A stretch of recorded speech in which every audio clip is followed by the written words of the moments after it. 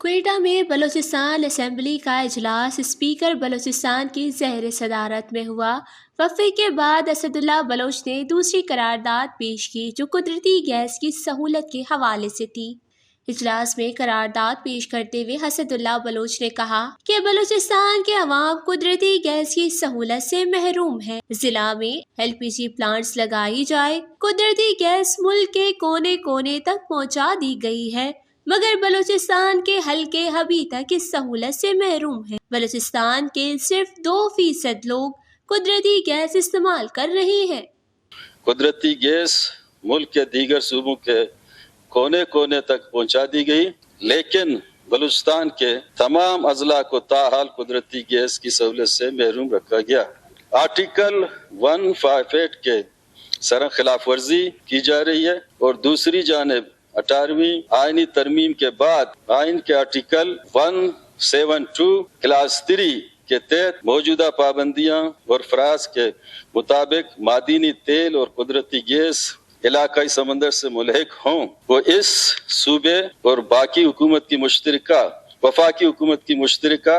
اور مساوی طور پر تحفظ کر دیے جائیں گے۔ لیکن اس کے حقیقت کے باوجود بلوچستان کے صرف 2% لوگ قدرتی گیس استعمال کر رہے ہیں، جبکہ باقی صوبے کے تمام لوگ قدرتی گیس جیسے نعمت کے سہولت سے محروم ہیں۔ کہ مشکلات کو مد نظر رکھ کر یہ ایوان صوبہ حکومت سے سفارش کرتا ہے کہ وہ پوری طور پر وفاقی حکومت سے رجوع کرے۔ بلوچستان کے وہ تمام اضلاع جن میں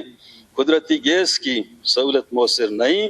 وہاں فی الفور LPG پلانٹ لگانے کو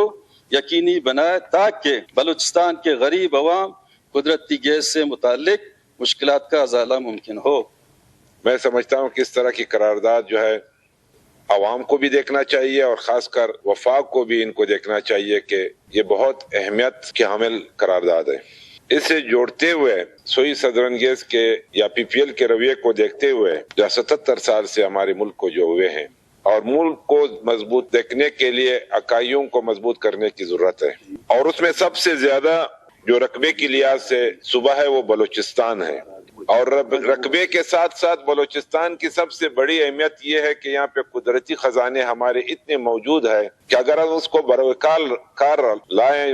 جو ہمارے سائل وسائل ہیں تو میں سمجھتا ہوں کہ بلوچستان سے ہم پورے پاکستان کو چلا سکتے ہیں۔ لیکن بدبختی یہ ہے کہ ہماری سوئی صدرن گیس جو 1952 میں حقیقت میں بھی 1952 میں نکلا ہے، اس وقت ہمارے گیس کو پورے پاکستان تک پنجاب تک پھیلایا گیا، لیکن آئین کو دیکھتے ہوئے دنیا کے جتنے بھی آپ آئینی تقاضے اٹھائے اس میں یہ لکھا ہوا ہے کہ جو بھی معدنیات جس بھی حلقے سے نکلتی ہے، جس بھی ایریا سے نکلتی ہے، سب سے پہلے وہاں کے عوام کا اس پہ حق ہے۔ آج بھی ہم 73 ارب یہ ہمارا قرضہ ہے، لیکن جب سندھ میں نکلا